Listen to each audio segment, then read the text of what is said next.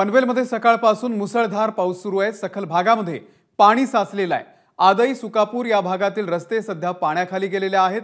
पनवेल आदई गावामध्ये कमरे एवढं पाणी भरलेलं आहे। लोकांच्या घरामध्ये सुद्धा पाणी शिरलेलं आहे। या पावसाचं पाणी सध्या रस्त्यावरती आपल्याला दिसतंय।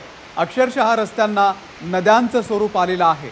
पनवेलच्या आदई गावातली ही घटना आहे।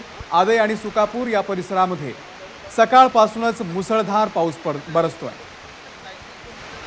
विनायक पाटील आपले प्रतिनिधी या संदर्भातले अपडेट देतील। विनायक, आपण पाहतो की किती मोठ्या प्रमाणामध्ये आहे ते पाणी साचलेलं आहे। रात्रीपासून आहे तो हा पाऊस पडतोय। नवी मुंबई पनवेल भागामध्ये मुसळधार पाऊस पडतोय। विशेषतः पनवेलमध्ये जर आपण पाहिलं सकाळपासून मुसळधार पाऊस जोरदार पडतोय आणि यामुळे आदई सुकापूर हा जो भाग आहे, सकल भाग आहे, या भागामध्ये आहे ते मोठ्या प्रमाणामध्ये पाणी साचायला सुरुवात झालेली आहे। सोसायट्यांमध्ये गावामध्ये आहे ते पाणी शिरलेलं आहे।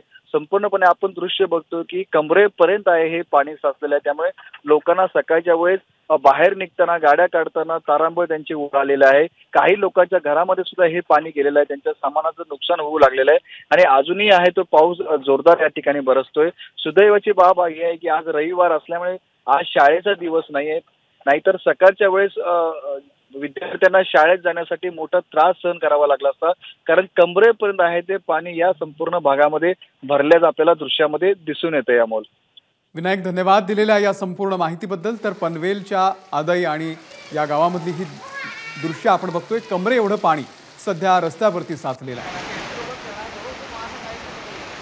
लोकांचं जनजीवन सुद्धा विस्कळीत झालेलं आहे। आदई आणि सुकापूर भागातले रस्ते सध्या पाण्याखाली गेलेले आहेत।